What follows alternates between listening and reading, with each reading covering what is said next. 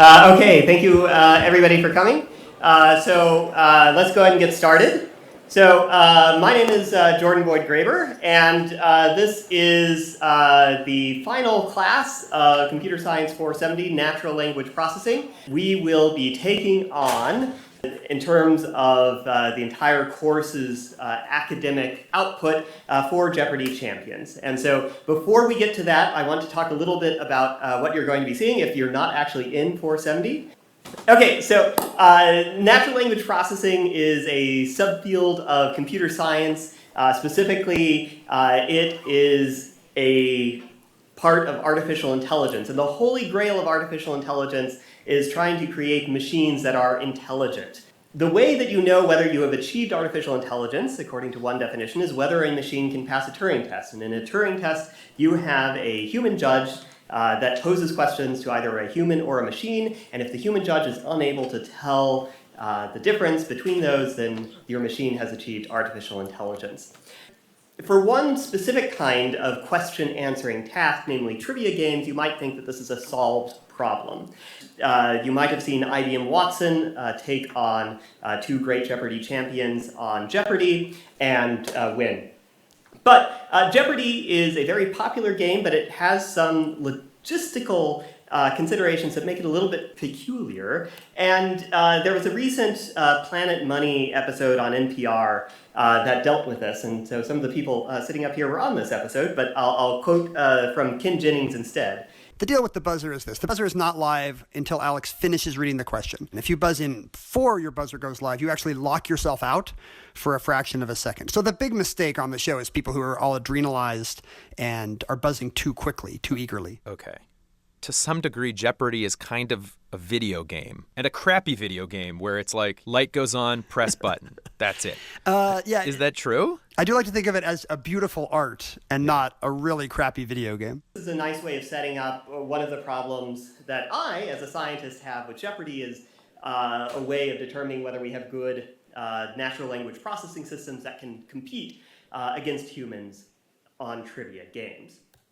So, to pose this as a Jeopardy prompt, is there another academic competition popular in high schools and colleges that makes deciding when to buzz in a contest of wits rather than of reflex? And I would posit that the correct response to this is, what is Quiz Bowl? And so let me talk about that a little bit. I hear some groaning from the Maryland Quiz Bowl team over there. So what is Quiz Bowl?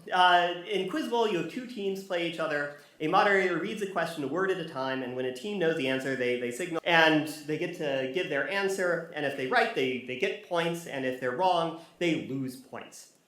And then if they're wrong, the question is finished for the other team. And so there are hundreds of teams playing this every weekend in the US alone. And so let me give an example. Swiss-Italian architect Pietro Antonio Solari built several fortified towers in this city, which often vied for power with its northern rival Tver. A ruler of the city prevailed in the Great Stand on the Urga River. A prince from the city was nicknamed for winning a battle on the Don River, partly because of a ruler of the city married Sophia Paleogina, the niece of the last Byzantine emperor. This city styled itself the Third Rome after the fall of Constantinople. Another prince of the city stopped paying tribute to the Mongols in 1476, ending the Tartar yoke. The Grand Duchy, headquartered in this city, came to an end in 1547 with the ascension of Ivan IV, who made it his capital. For 10 points, name the city where Ivan III renovated the Kremlin. Moscow, yes, exactly. The capital of Russia. So you can see that these questions are structured. They go from really obscure facts to really accessible ones. And the sooner you can buzz in, typically, the greater your depth of knowledge. And so this makes the act of deciding when to buzz in a contest of wits rather than of reflex. And let's explicitly contrast this with Jeopardy. Watson had to decide whether to answer a question once at the end of a complete question. And it was an electromechanical buzzing machine, and it usually won those competitions. And in Quiz Bowl, in contrast, you have to decide after every word, do I have enough information to buzz in now and risk being wrong? And as a result, it's often considered the gold standard in trivia circles. So now let's talk about how to approach this problem, and in particular, how we approach this problem in our natural language processing course. So there are two parts of this problem. One is to decide what you're going to guess, and Here, this was covered in our first two homeworks, building up a vector space model. You build in a data set of answers from previous questions and Wikipedia pages. You extract the important words out of that. And then when a question comes in, you look at the important words in that question, and then you try to find nearest neighbors in this space.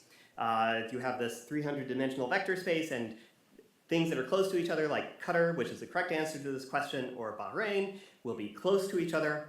And things that are not like those answers will be far away. And so a question comes in, hopefully it is close to the correct answers. And whatever is closest, you make that as your guess. In homework 4, we explored more complicated ways of doing this using distributed representations of words, as they're called. Then we moved on to how to decide when to answer these questions. We have a bunch of data from people playing Quiz Bowl online. This is created a knockoff called Proto Bowl when we took our research site down. And so now hundreds of people are playing on this every day to see how well they can play Quiz Bowl. And homework 5, we used a sequence-based neural network model to decide when to buzz in, when to trust your answer. And it's not all fun and games, even though we'll be doing fun and games today. This also connects to other tasks like part-of-speech tagging and machine translation, human-computer trust, and how do you communicate whether a computer is doing reasonable things. Let's talk about what we're actually doing today. And so in today's match, we will have computers that's actually a team of different systems. And so we have the best system from this year's class, or this semester's class, QANTA Handleless. And then we also had a similar class at the graduate level last semester. We took the best system from that class, Forward Rethinking. Teaching assistant for the course, Pranav Goel, did a system combination of those two systems that will then take on a team of human opponents. The questions are from Maryland's 2019 Terrapin Invitational Tournament. This is not scientifically rigorous. I selected these questions. There will be 40 questions plus tiebreakers. I selected these questions by hand. This is kind of like the final exam for the computers created by this course. So I selected 30 questions that I thought that the system should be able to get. Whether they can get them faster than humans is a totally separate question. And then I selected 10 questions that I would be very surprised if the computers could come close to answering them. So first up, Roger Craig, a machine learning consultant from Arlington, Virginia, whose Jeopardy claim to fame is up until April, early April, he had the highest one-day total winnings on Jeopardy, and those records have since been destroyed by he who shall not be named. So come on up, Roger. Next up is Monica Hugh, a PhD student of psychology at Columbia University, originally from Dallas, Texas, who recently appeared on Jeopardy's first All-Star tournament on the second place team. So come on up, Monica. Next up is Kristen Hallsville, a stay-at-home mom from Newark, Delaware, a 5-time winner on Jeopardy, who has defeated the QANTA system, and the system that we as researchers built on its first outing. And finally, Erin Lichtig, a growth marketer at Xometry from Silver Spring, Maryland, a Jeopardy champion from earlier this year, and a dad of 2, so come on up, Erin. And I'll also invite up Pranav, who did all of the hard work. I'm ready too. All right, so toss-up number 1. Nuclear emulsions alternating with plates of iron were used in a detector for these particles. In that Fermilab-based experiment, one type of these particles was observed for the first time. Experiments, including one based on liquid xenon-136 called Nexo, are trying to observe a double beta decay process that atypically does... Neutrino. That is correct. I'll start off saying which team contributed that answer. That was Forward Rethinking, but I'll do that less and less as we go on. This artist depicted 6 horses, each accompanied by a wreath-bearing woman pulling a king surrounded by 4 cardinal virtues in an ornate chariot. A group of merchants living in Venice commissioned a painting by this artist that depicts Saint Dominic handing out flower crowns to worshippers. This artist of Large Triumphal Carriage and Feast of the Rosary used passages from Martin Luther's translation of the Bible to accompany a diptych currently housed at the Alta Pinakothek. This artist of the Four Apostles completed a work that shows a skull on the windowsill and a lion and... Player Sorry, I two. almost said who is. Dürer? Yes, Albrecht Dürer. All right. Yeah. Tie game. Toss-up number 3. A character in this novel becomes furious at the poster of Snoopy above his typewriter and attempts to get over his writer's block by copying down the opening sentences of Crime and Punishment. One section of this novel follows a man who breaks into another person's house to pick up a ringing telephone and discovers that one of his students has been kidnapped. Chapter 8 of this novel is made up of diary entries from the author of the novels. If on a winter's night a traveler. That is correct. And that was QANTA Handela. Toss-up number 4. This text inspired Wyszyngradsky's symphony for 4 quarter-tone pianos and Boulet's 1974 incidental music for Barrault's theater. Friedrich Delius's long cantata, A Mass of Life, sets this text. The 1902 Budapest premiere of a piece based on this text inspired Bela Bartok's early tone poem, Kossuth. Gustav Mahler planned to title his 3rd symphony after this book, and an alto solo in its slow 4th movement sets the Midnight Song. A tone poem based on this book features a fugue on all 12 pitches in the movement of Science, an unresolved B major and C minor conflict, a world riddle, and a rising CGC brass fanfare or dawn motif that opens 2001 A Space Odyssey. For player 1. Also Sprach Zarathustra. That is correct. All right, tie game again. Toss-up number 5. It's not Seattle, but this city contains the largest permanent collection of Dale Chihuly's glassworks. The U.S. rowing team trains in the city's boathouse district on the North Canadian River. The American Banjo Museum is located in this city's entertainment district called Bricktown. Oklahoma City? That is correct. And the humans take the lead for the first time. Toss-up. After a ruler of the city got into an argument with Plato over a virtue, that ruler encouraged a Spartan named Paulus to assassinate Plato aboard a galley. That ruler of the city rose to power during the chaos following the sack of Acragas and conquered the nearby city of Rhegium. Another ruler of the city, Galon, restored the power of the landowning Gameroi and won the Battle of Himera against the Carthaginian king Hamilcar. While defending the city from a Roman siege, this city's ruler... Syracuse, Sicily. That is correct. Number 7. During the negotiation of this treaty, a representative who was literally picked up off the street was asked whether he wanted red or white wine and replied, "Which is stronger?" While negotiating this treaty, Adolf Jolfe put forth 6 points, emphasizing that there would be no annexations and no indemnities. Another negotiator of this treaty stalled talks and advocated a policy of no war, no peace. A negotiator of this treaty suggested merging some ceded territories into a united Baltic duchy containing Latvia and Estonia. This treaty, which was... The Treaty of Utrecht? -5. Superseded by the Treaty of Rapallo, was largely negotiated by Richard von Kallmann and Leon Trotsky. For 10 points, name this peace treaty that ended hostilities between Germany and the Soviet Union in World War I. Treaty of Brest-Litovsk. Yes, that is correct. And toss-up. A poet who used this language wrote a poem about searching for his son on a hill opposite a shepherd looking for a goat, and wrote a poem that begins, "God has pity on kindergarten children. He pities school children, less, but adults he pities not at all." The author of the collection Open, Closed, Open used this language, as did the poet Zelda, whose mentorship of another writer is described in the memoir A Tale of Love and Darkness. A poem in this language tells a city that, "If I forget thee, let my right hand forget her cunning." A poem dedicated to the chief musician is the 19th entry in a set of poems written in this language, whose 23rd poem describes how he causes me to lie down in green pastures. For 10 points, name this language, whose poets include Yehuda Amichai, Rutter. Hebrew? That is correct. All right. Toss up. In a play by this author, a black man is told you win many battles after accompanying his lover on a visit to her in-laws wearing a summer suit but holding a chauffeur's cap. This author, who wrote about Henry and Albertine's relationship in one play, declared, "I cannot and will not cut my conscience to fit this year's fashions," in a celebrated letter refusing to name names to Huac. Julian brings his new bride Lily home to... Lillian Hellman. That is correct. Toss-up number 10. In one of these poems, the speaker says of his critics, "I may be straight, though they themselves be bevel," before reminding them that all men are bad, and in their badness reign. Emerson's 7 Types of Ambiguity begins by unpacking a line about bare, ruined choirs in one of these poems.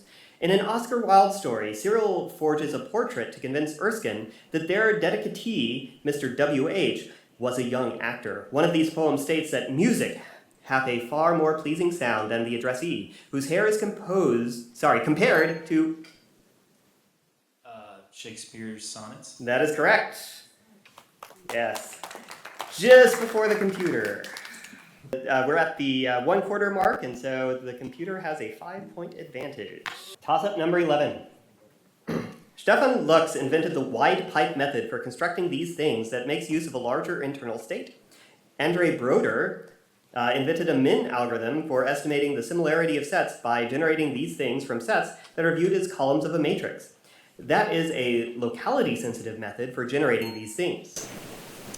Hashes. A chapter of the Quran titled after these people rhetorically asks why one would not fight for weak and ill-treated people who cry, "Rescue us from this town whose people are oppressors." During the compilation of the Quran, Zayd ibn Thabit referenced a collection of leaves belonging to one of these people named Hafsa. These people receive a customary payment called the mar, which can be returned during Kula to break the corresponding contract, after which they must observe a waiting period called the Ida. The only one of these people mentioned by name in the Quran is also the namesake of a chapter that details the birth of the prophet Isa, or Jesus. For 10 points, name these people who might fulfill an Islamic requirement to dress modestly. Child. That is incorrect. By wearing a hijab. Women? That is correct. Yeah, so that was one of the questions I thought the computer would not be able to answer, and it did not. The Arabic-based Sarabe script was used to transcribe the language of this place, which received a group of Muslim settlers from Sumatra named after an ancestor named Ramini. The Sakalava people dominated this place during the 18th century and monopolized its slave trade. On this island, a cathedral was built. I'm gonna guess Madagascar. And that is correct. In 1963, John Coltrane and this musician recorded a track he composed whose original D minor version's bridge repeats a D flat major, 1d6, d2, d5 chord progression, and whose melody opens like Gershwin's "Someone to Watch Over Me" with a rising 6-note F major pentatonic pickup with a long high G. Lorenzo Tio's Mexican Blues inspired a standard he wrote. Kinda blue. Incorrect. And that was forward rethinking with that incorrect answer. Figured that swapped the trombone and clarinet's registers to create a mic tone. Earlier in his career, his band's signature song was East St. Louis Toodaloo, an example of his jungle music. His career was revived after he had Paul Gonsalves play a 27-bar saxophone solo during a performance of Diminuendo and Crescendo in Blue at the 1956 Newport Jazz Festival. He composed the standards In Essential Mood and Mood Indigo. For 10 points, name this jazz pianist who often performed Billy Strayhorn's Take the A Train. Duke Ellington. That is correct. And toss-up. That was another one I thought the computer would have trouble with. A Life magazine article on this artist infamously asked, is he the worst artist in the United States? This artist painting with Statue of Liberty, his magna on canvas with Little Big Painting, and sculptures located outside the Portland Art Museum and the Hirshhorn exemplify one of his later period motifs. That series by this artist parodies abstract expressionism by depicting darkly outlined, dripping brushstrokes. This artist of image duplicator depicted a woman who decides to sink rather than call Brad for help in a painting that, like his depiction of Donald Duck exclaiming, Roy Lichtenstein. That is correct. All right, that was Quanta Handless for a comeback. Toss-up. The French dentist Laurent Morguet created one of these objects that has since become a symbol of the city of Lyon and its silk workers, the canuts. A still extant college of professors is made up of people who use an instrument called a swazzle to manipulate these objects. Gamelan music accompanies Indonesian gwewang performances with these objects. Chanters and musicians playing a 3-string skin-covered lute called a shamisen typically accompany a Japanese art form centered on these objects, bunraku. Jim? Puppets. That is correct. We were almost getting to the UMD alum, Jim Henson. All right, toss-up. This man concluded, "To be a man is to suffer for others," in a speech announcing the end of a 25-day fast. Miriam Powell's biography of this man revealed that he was inspired by Sinanon to encourage members of his organization to verbally attack one another as part of the game. After the ALRB ran out of money, this man unsuccessfully campaigned for Proposition 14. In opposition to backdoor contracts signed with the Teamsters, this man launched the Salad Bowl strike. Cesar Chavez. That is correct. Okay, toss-up number 18. Harvard pharmacologist P.B. Dews experimented on these 3 animals from this class called Albert, Bertram, and Charles. The male, the mouse. Incorrect. Sorry. Were Paleozoic ancestors of this class. A.R. Hugh studied how Sepia officinalis, a member of this class, can be conditioned to use its camouflage mechanism, and other researchers have discovered that some organisms in this class can sense light using opsins in their skin. Many members of this class have papillae and reflectin-containing chromophores in their skin, which display patterns for camouflage or communication. The only externally shelled organisms in this class are nautiluses, and soft-bodied organisms in this class can spray ink as an escape mechanism. For 10 points, name this class part of the phylum Mollusca that includes cuttlefish, octopods, and... Cephalopod. That is correct. Toss-up number 19. In the testimony of Wesley Norris, this man ordered Dick Williams to brutally whip Wesley and his cousin Mary, then wash their backs with brine. This person was the subject of a 4-volume biography by Douglas Southall Freeman that was criticized by Eric Foner as a hagiography. This commander lost the Battle of Malvern Hill, in which his subordinate, Louis Amistad, led a charge against the hill. That subordinate was mortally wounded in another battle at a low stone wall called the Angle. Lee. That is correct, Robert E. Lee. Toss up. Number 20, after which we'll have another score check. In 1947, this country appointed a woman who had led its Moscow faction against the native faction as the world's first modern female foreign minister. That woman, Anna Pauker, facilitated the immigration of this country's Jews to Israel until she was purged by a leader who industrialized this country by building the Galai steelworks. A dictator of this country, who styled himself as conductor, put down a rebellion led by Horia Sima. Was Ceausescu? -5. Jorge Giorgio Day was a communist leader of this country. Another communist leader of this country issued Decree 770 to outlaw abortion and contraception and fled the capital with his wife Elena during a 1989 uprising. For 10 points, name this country once ruled by Nicolae Ceausescu. Romania. That is correct. So close, but that was the mistake that the computer made on the Duke Ellington question as well. So everyone makes mistakes. All right, and that's the half. And we have a close game, humans with 95 points and computer with 80. The Hollenberg group has pioneered a nanoscale version of this technique using NV centers and diamond as sensors. Decoherence produces longitudinal relaxation observed in this technique. Small shim coils produce adjustment fields in this technique. Free induction... Monica. Magnetic resonance imaging. Dude. Yeah, I know. Wanted to know if we needed nuclear. Yes, it's correct. All right. That's something that the computer cannot do yet, argue their point. Comb generators and sample phase detectors make use of these devices with very low doping near the junction. Clipping circuits use these devices to limit the maximum voltage of a waveform. One type of these asymmetric devices relies on minority charge carriers tunneling from the valence band to the conduction band. Another type of these devices contain a metal semiconductor interface. Those types of these circuit elements are named for Zener and Schottky. Junctions. I will prompt somewhat generously. Diode. Yes. Who says I'm not a human sympathizer? Toss up 23. In an experiment, this psychologist found that subjects preferred to keep their hands in ice water for a longer period of time as the water warmed at the end, even though it resulted in more pain. Kahneman? That is correct. Toss-up. In one work, this thinker argued that politicians must balance their ethic of moral conviction with their ethic of responsibility. He argued that social stratification is a function of... Max Weber. That is correct. Toss-up. A boy asks a character working in this profession, "Do you love me?" after mistaking that character for a visitor to his family's bakery in Malau. The narrator describes leaving university to work in this job in Devonshire in Vera Brittain's memoir, Testament of Youth. A character with this job is warned against playing a possibly booby-trapped piano by her future love interest, a sapper, while living in the abandoned Villa San Girolamo. Brioni Tallis works in this profession in the third part. Nursing? That is correct. And that is a computer difficult question that I thought it wouldn't get. A Tahashi Mike film titled for this character takes place during the Ginpei War and follows a lone gunman who travels to Utah and stumbles into a conflict between Genji and Heike.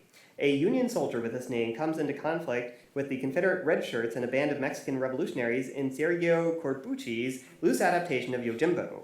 In another film titled for a character of this name, Francis Nero makes a cameo as Amerigo Vespucci, a Mandingo trader. Another character of this name is freed by German bounty hunter who was once a dentist and embarks on a quest to save his bride. Django? That is correct. Yes. All right. Toss-up 27. In a 1981 study, Lewis and Perkin applied corrections to a previous calculation of this quantity by converting those results to the PSS 78 standard. A method of determining this quantity is the Moore-Knudsen titration, which uses a silver nitrate solution as a titrant. A common value for this quantity is 35 PSU. A class of plants including glasswort tolerates... Salinity. That is correct. All right, toss-up 28. This composer's early pieces for violin and guitar include a sonata concertata and 14 variations on the French revolutionary song La Carmagnole.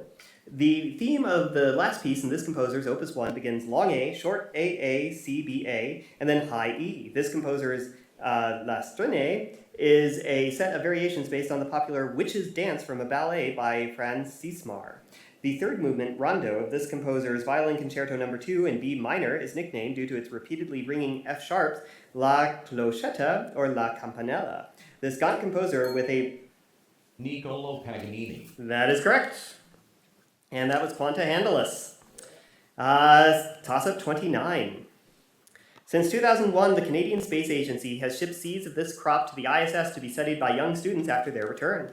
This is the most common crop for which cultivators distinguish between determinate and indeterminate manners of growth.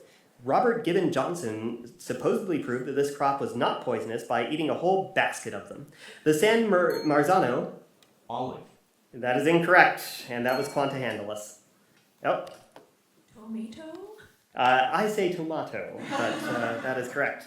In a field experiment in Kenya, Dupas and Robinson found that when offered a formal way to do this action, female market vendors were significantly more likely to participate than male Boda taxi drivers. Members in Roscas lose reputation when they fail to meet their collective informal obligations to perform this action. Edmund Phelps used a fable about an imaginary kingdom called Solvia to describe a golden rule about this action, which has been formulated as do unto future generations as we hope previous generations did unto us. Altruism? -5. In a closed economy, an identity states that this economic quantity is equal to investment. For 10 points, people can choose either to consume or to do what with their income. Saving. That is correct. All right, and that was forward rethinking. Humans have a narrow but not insurmountable lead with 150 to 115 for computers. All right, and that was another question. Yeah, was that a tough? Yeah, I thought that the computer would not get that. Yeah. All right. So, 10 questions left. Anybody's game. Toss-up 31. Members of this group forged friendly relations with Saturia and his namesake tribe at their settlement of Fort Caroline before it was destroyed by Pedro de Aviles. Members of this group established an agricultural settlement in the valley of Franschhoek in South Africa. The military forces of this group were led to victory in the Battle of Ivry over the Duc de Mayenne. Friedrich Wilhelm of Prussia encouraged the migration of this group. Huguenots. That is correct. Toss-up 32. In a work by this author, a man in a bowler hat reports a tourist who had told his daughter to bathe naked on a beach to clean her bathing suit. In that work by this author, a man gifts a lady a pin with the phrase pince très fort, having earlier made a heckler stick his tongue out at the audience by cracking a whip. An allegory of fascism by this author climaxes with a youth shooting an entertainer who'd hypnotized him into kissing his cheek. This creator of the magician Cipolla also wrote a novella about a recently ennobled author who eats some overripe strawberries after losing sight of a boy. Thomas Mann. Yes, that is correct. The ordinary lives of 6 people who fled from this country was the subject of the book Nothing to Envy by the Los Angeles... North Korea. That is correct. Nice buzz. Close game. Toss-up 34. A man working in this industry nicknames his coworkers the Druid and the Clinger and stares at mannequins cast from his model ex-wife in a novel that ends with trading his Ray-Bans for a bag of bread.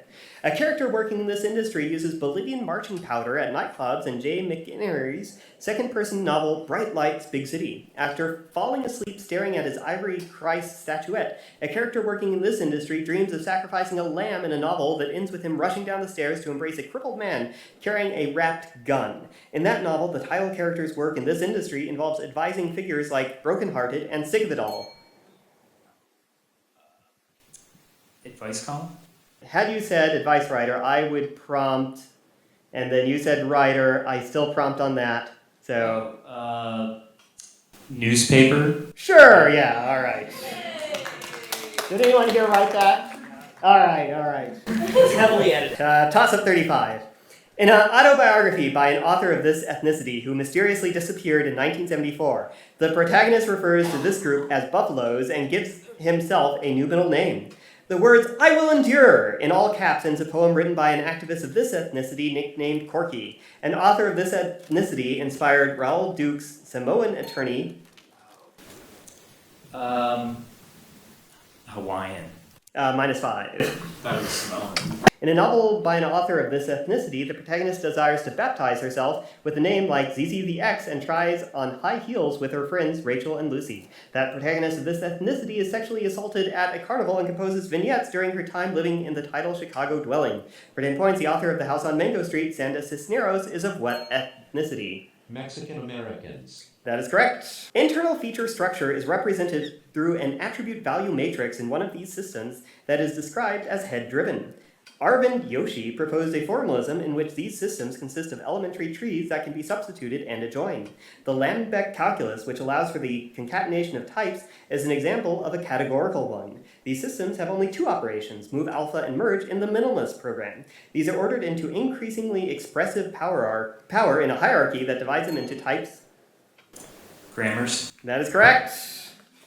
All right. And that was actually one of the things we learned in the natural language processing course. A ghost city on the banks of this river features a bridge of helplessness that features actors dressed up in traditional costumes as the Ghost King and his officials. Continued gold prospecting on a section of this river has led to that section being called the Gold Dust River. Oddly shaped, perforated Scholars rocks are collected from Lake T in this river's delta. This river was once home to a vibrant population of river dolphins. Yangtze? That is correct. If the humans do not get anything incorrect, the computer cannot win. Toss-up 38. Antrovascular ectasia in this organ gives it a watermelon-like appearance. This organ is the most common location of multiple lymphomas and carcinomas, where mucins push the nucleus to the edge of the cells, giving them a signet ring appearance. CCKB receptors regulate the activity of cells in this organ. Montrier's disease causes achlorhydria in the cells of this organ. Intrinsic factors produced by parietal cells in this organ. Stomach. That is correct. That was Quanta Analyst again. Toss-up 39. Elizabeth Anscombe argued that this statement erroneously assumes that Speakers use an indexical in this statement to name objects in her paper the first person. Bernard Williams argued that this statement expresses a relation of presumption in a book he wrote about its author's project of pure inquiry. In discussing this statement, which is presented as a... Moral realism. That is incorrect. That was forward rethinking. That is both clear and distinct. Its formulator defines himself as sum res cogitans. In one work, shortly after making the statement, its author uses the example of melting wax to argue that we can have knowledge of matter. Its creator described the statement as his first method of knowledge that survives his method of doubt in Discourse on Method. For 10 points, name this principle that forms the foundation of René Descartes' epistemology. I think, therefore I am. You are right. It's not necessity, but Jaakko Hintikka modeled this concept as the operator box in the modal logic S4, which controversially includes the positive introspection axiom. The lottery paradox is used to argue that this sort of norm governs the speech act of assertion.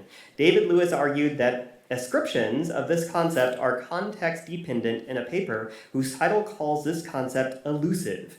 Alvin Goldman's causal account... Knowledge. That is correct. All right, and so final score, human Jeopardy champions 195, computer 160.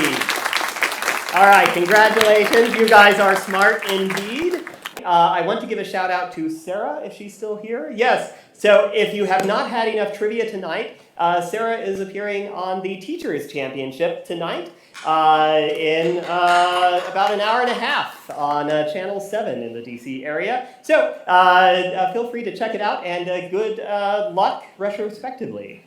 What I'd like to do now is to open the floor up for questions, and what I am hoping that we can get out of this is a freewheeling discussion about what it means to possess knowledge, the interaction between trivia and computer science, and anything else that people would like to chat about. So Pranav will run around with the mic, but before he does that, I would like everyone to give a round of applause to Pranav, who did so much work in putting all this together. Thank you so much. Question 26, there was a reference to Francis Nero. I believe that the actor is Franco Nero. I'm just wondering, as a general question, you said that you thought there would be ones that the computer wouldn't get. Could you explain why you thought the computer wouldn't be able to answer these questions? Or? But yeah, so the reasons that I chose the questions that I did is that there were some questions that had never been asked before in Quizbowl. There was never a question that had journalists as an answer, and so these systems do better when they have lots of examples to learn from. So the rarer questions I thought it wouldn't get. There are very broad answers in here, so like women. If you look at the Wikipedia page on women, it will not talk about any of the things listed here, and the answers that had previously been used in Quizbowl with the answer line woman looked nothing like this question, so I didn't think it would get those correct. And similarly, Mexican Americans, this is an example of what's called a common link question, and I thought that it would be confused by all of that. And at the end of the question, I thought it would answer something like Sandra Cisneros or something like that. But I was pleasantly surprised that it was able to answer Mexican Americans. But that was only after the humans got it wrong. And I think the computer was confused enough that it took a while for it to answer. So, like, what percentage of the questions did you know the answer just from your general knowledge that you've obtained in your life, versus you sitting down and purposely training for trivia type questions if you do that?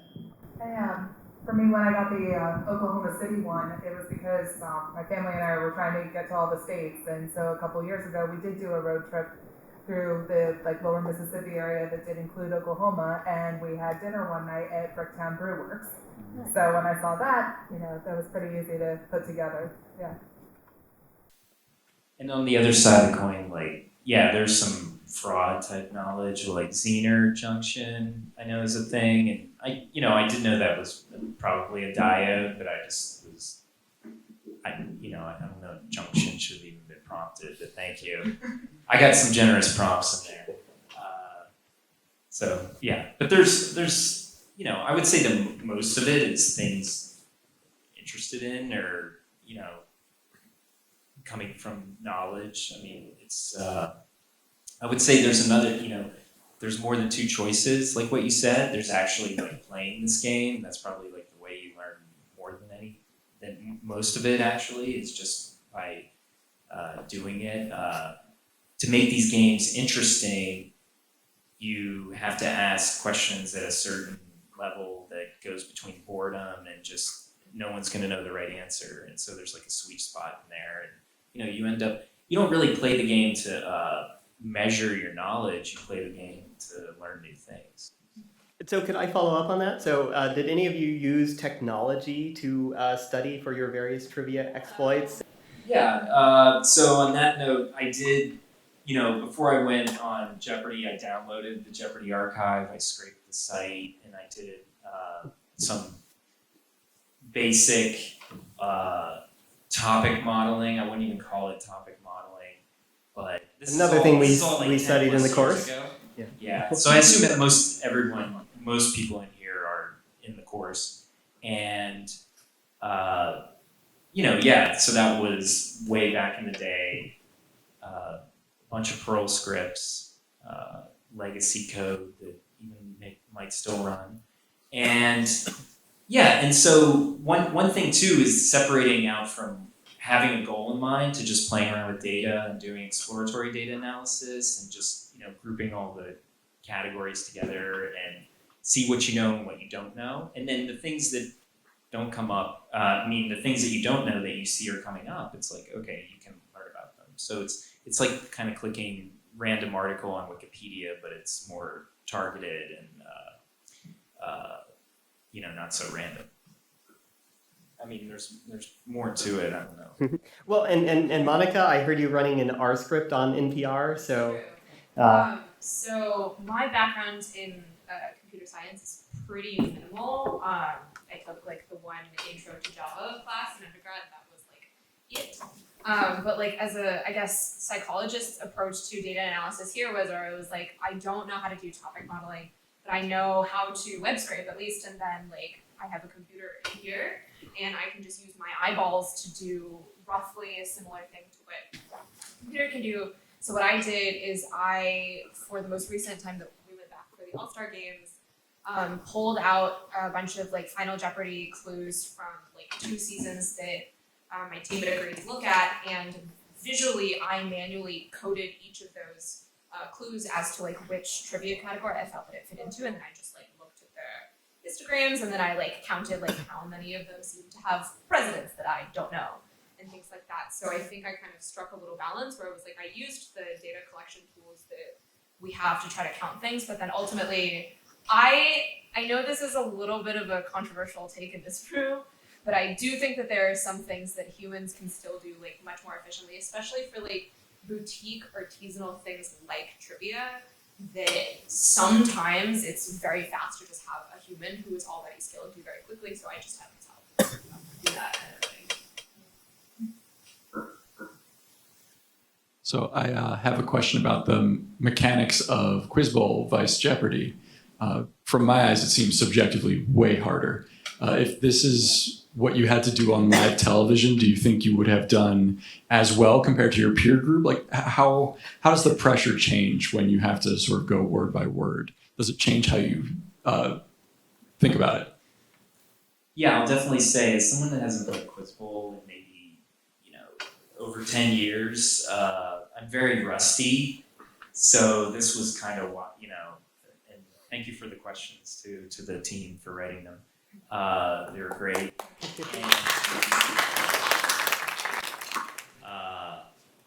And, so like any type of game or anything you do, it's how much you've done it in the past, and then how much have you done it recently.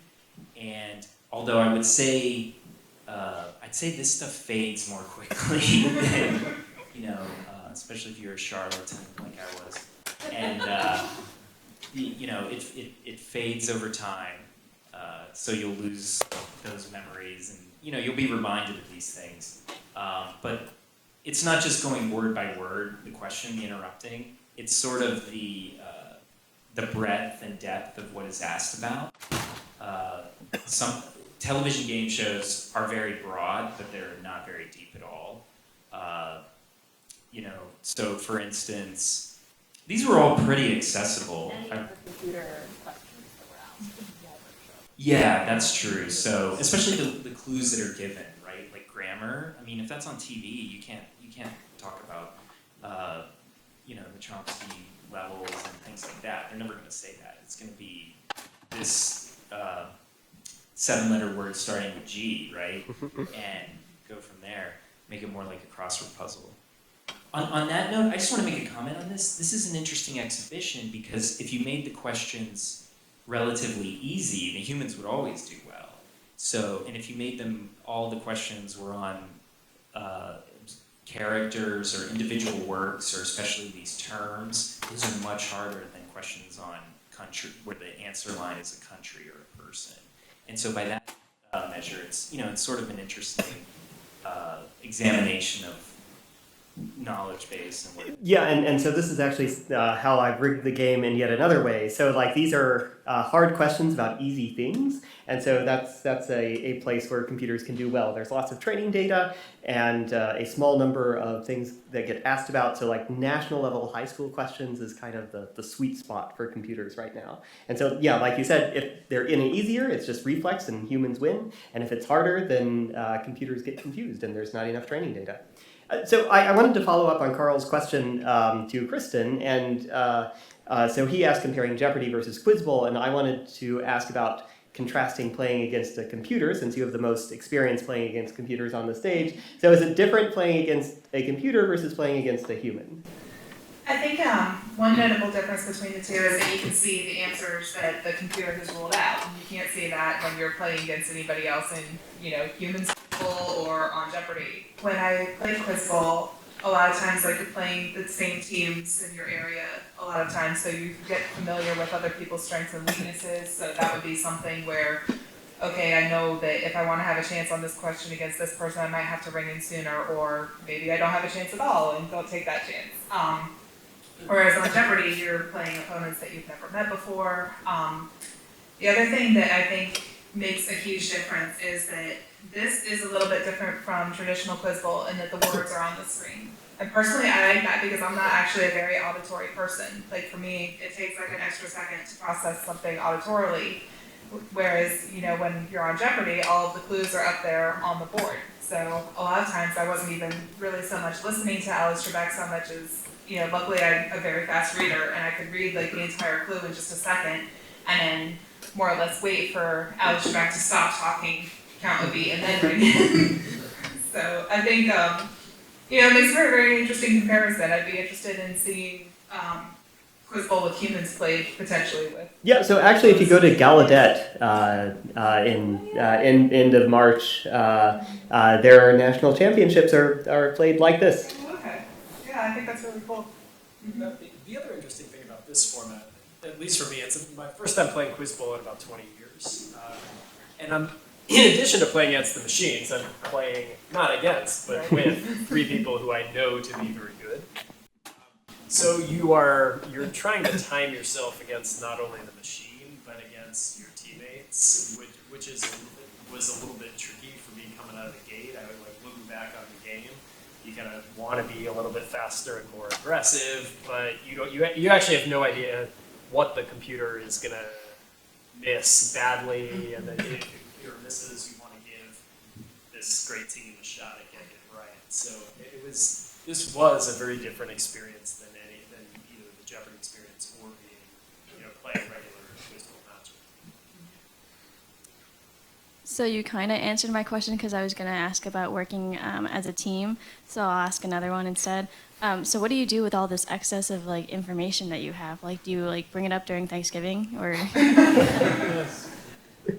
It's nice that game shows exist because as adults, that's really the only place where this information really comes in handy. Like this, art trivia.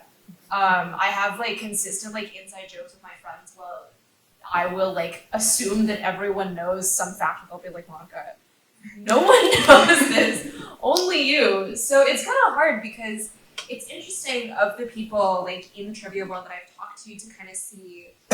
I think there may be more like phenotypes of people, but I've identified kind of like one phenotype of person is the like person who's kind of always been curious about trivia for their entire life, and then the stuff that they acquire just kind of sticks. And there is a good amount of trivia that like most people do learn in school, and so it's either like you forget it or you don't, and then you have it later.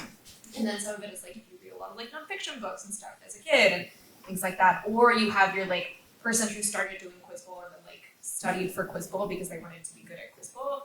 I think it's interesting because those are kind of two different things. But if you are the kind of person, I think you can become this kind of person. You're the kind of person who's like likes knowing things, and it feels good, right? Like, Yeah. And I think everybody has, you know, like whatever their, what's your major? Yeah, so do you just talk about computer science at the Thanksgiving table? Is that all you talk about? I mean, it's just we all have our memories. They're there. You have all those memories stored, but we usually think about one thing at a time, right? Hopefully, and, you know, and then it's just that's what in the moment consciousness we're talking about. I see it as very just kind of life enhancing in general. You know, it's great when you can find ways to make money off of it, TV game shows, pub trivia, things like that. But at the same time, like I mentioned, my family travels a lot, and it's really neat being able to go places and know things about it before we're there, or learn new things while we're there that we can connect to things that we already knew.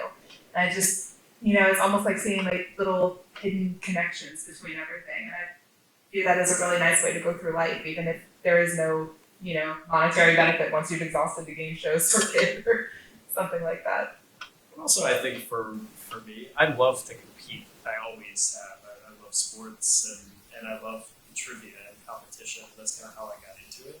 What you'll find, I think, as you get older, is there aren't a lot of opportunities to get out there and compete. And when you find something like trivia that you're pretty good at, and where the competition is actually fun, you will go to any lengths to try to do it. And it's funny, I hadn't played any sort of trivia in probably 15 years before the call from Jeopardy came. And then it was just kind of like this flood of, oh my goodness, I really do love this and I miss this so much. And I've kind of been much more into it since filming my Jeopardy appearance. There's like quite a trivia community too. There are, you know, we have a couple of Facebook groups for former Jeopardy contestants. Millionaire contestants have one.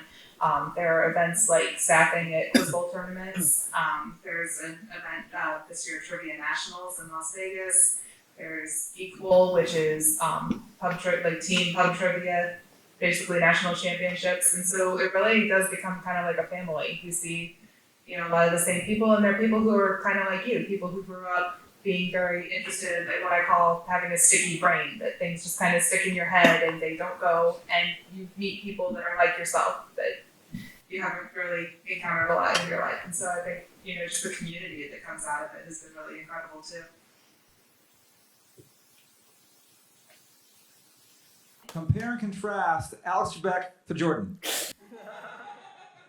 Well, Alex Trebek's questions don't have as many Unicode errors in them. A little bit. But I actually am curious about, so when you are reading those, do you see the pacing of like what words are going to pop up, or are you controlling when? No, so Pranav very ably was pressing the button as I was saying the words, and so I didn't have to read along with you, but the same Unicode errors were here, so I did indeed struggle with that. Well, to be fair, I mean, Alex Trebek has the advantage that, you know, if he does make a mistake, if he mispronounces something, they go back and they retake that at commercial break. Yeah, and he makes a lot of mistakes. Do people's voices affect how you answer questions? Like, I don't know if there's like any annoying like noise or voice of a narrator. Like, I don't know if you've ever experienced that. Me, when I was getting ready for Jeopardy, I watched episodes over and over and over again, and I got so used to Alex Trebek's cadence in terms of using that one to ring in, that when I got there to tape, they do rehearsals both in the morning and before the afternoon session, and one of the contestant coordinators fills in for Alex Trebek for those, and I couldn't bring in to save my life during rehearsals because I was so used to Alex's cadence that having another person reading the same questions just completely threw me off. computers are immune to that. So Jordan talked about some ways that computers find questions difficult. In what ways do you find questions difficult that are not just like, I didn't know the answer, but more style like, even if you knew the area, what makes questions harder or easier? You know, there's different things. I mean, we can look at where our negs were. Sometimes there's a piece of information that comes up where you think that's associated with the answer, and then, you know, those questions are obviously hard. Some of them, if it's a common link, that can be harder. Sometimes that can be easier. It depends. Those are obviously their out there outlier type question versus the straightforward, you know, reverse pyramidal description of an entity or whatever. But yeah, sorry for the really vague answer. I defer. The toughest ones are the ones where you can get it down to two choices. Like the one Roger answered on Yangtze. I actually really want to ask you what you were keying off of, because I was sitting on Yangtze and Yellow River, and I was like, damn, shit. And then Roger nailed it. But those are the ones that are the hardest and the most frustrating. You're all the way there, but you're kind of balancing between the two. I think ones with unusual answers are kind of hard too, like the I think therefore I am, and it was bouncing around in my head fairly early on, but I thought, oh, this statement, like, do they want the words, or is there an official name for it that I don't know about? And so that caused me just not to bring in on that one at all. Yeah, anything dealing with abstractness or ambiguity. For instance, those common links on professions. You know, there's not really a codified typology of professions. So, you know, when it's newspaper writer, I mean, obviously, they're all writers, but then if you're prompting, you know, so that's where there's ambiguity. But yeah, and then abstract, when it's like this concept, or none of these toss-ups had it, but sometimes people will write toss-ups with it, right? They won't even tell you the lexical answer type. They'll just say it. Those are very hard. That's something that Jeopardy clues really front load, is they all are super explicit. If you look for the like this keying, is they're super explicit as to like what lexical bin the answer fits into, which helps you narrow things down a lot. You get the category on Jeopardy too. Yeah, and they don't want to do as much prompting or have ambiguous answers for legal reasons. They don't want everyone challenging. I lost the game because I said writer and it was journalist, or I said assistant and it was others.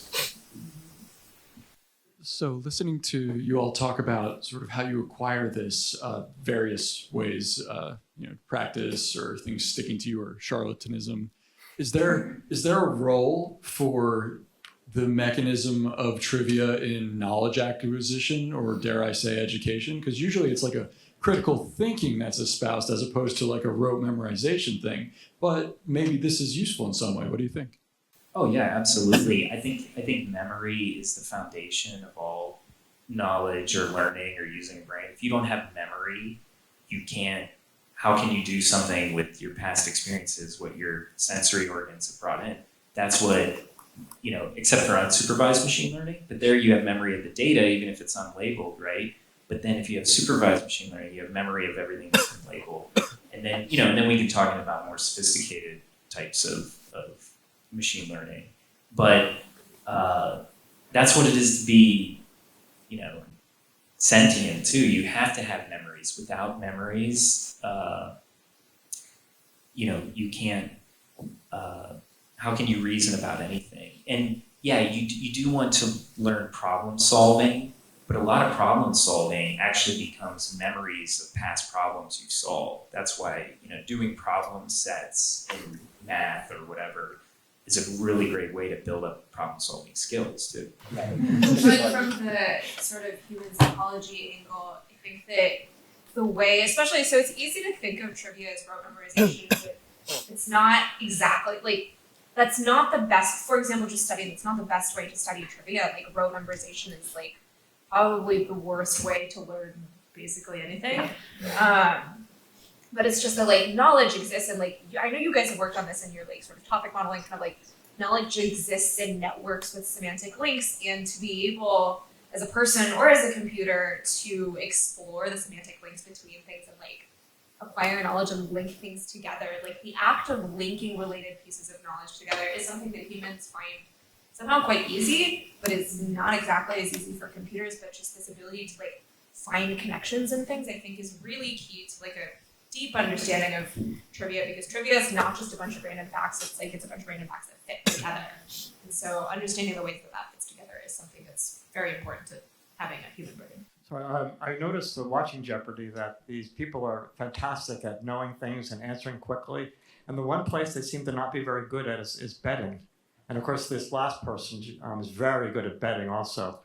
But I mean, do people not practice that? I mean, that'd be the first thing I would practice if I was on Jeopardy. Because sometimes they make like no-win bets. And other times it seems pretty poor bets. The one thing to know about that I always point out is actually in the audition process of when you become a contestant on Jeopardy, betting is the only thing they never ask you about. So you do everything else, a mock game, answering, you take those tests online and in person, you do even the contestant interview stuff, you do everything you do in the show except betting. So that's a big reason. And so many people get there and just have never thought about it. And then they're, they're just thinking about it for the first time, and they're going to go do it in like 10 minutes. Right. So. Personally, I did study wagering. There was a website that was active at the time, and I think it's still out there, the Final Wager. And they discussed Final Jeopardy wagering strategies. And so I sat there every day. I would watch the episode of Jeopardy that aired. I would pause it before final. I would calculate out what the ideal wager was for all the contestants, and then go from there. I didn't think about daily double wagering as much, and that kind of ended up being more informed by experience. I ended up going 3 for 9 on daily doubles. Oh. Like towards the end, my face was like when they come up. But then that ended up, the experience kind of messed me up with my Tournament of Champions game, because I lost that game because I underbet on daily doubles, because if I did so badly on them in the regular season, why would I expect that I would get them in a next level up of competition? So, yeah. I think loss aversion is a very powerful cognitive bias, and that is most of what you see with people making very small wagers or making incorrect wagers. I think a lot of people do it because they don't want to be out of the game in Final Jeopardy, like that moment of leaving the stage. It just feels and looks really bad. I don't know any other way to put it. And I think there are a lot of people who would rather lose but be there for final and shake Alex's hand and whatever. But it's also, even if you did think about it beforehand, which I did, once you're up there and you're staring real numbers in the face, and that is an advantage I think James has. Professional gamblers stare big numbers in the face all the time, and they lose tens of thousands of dollars in a minute. Most people don't do that, and with most people, that loss aversion bias is a bigger. Yes. Okay, well, thank you all so much for coming out. Before I let you go, since this is the end of the last official class, I want to thank Pranav once again for all of the hard work he did behind the scenes. I'd like to thank the Maryland Academic Quiz Team, Division II National Champions, for providing questions. Please stand up and say hi. Yeah. Thanks so much for providing the questions. And again, thanks to all of our Jeopardy champions for coming out. And hopefully, this is the first time we tried doing something like this in a course. So let me know what you think, and we may do this again. So thanks again to our Jeopardy champions. Thanks to your wonderful professor. Okay, and I'll see you for your final project presentations next week.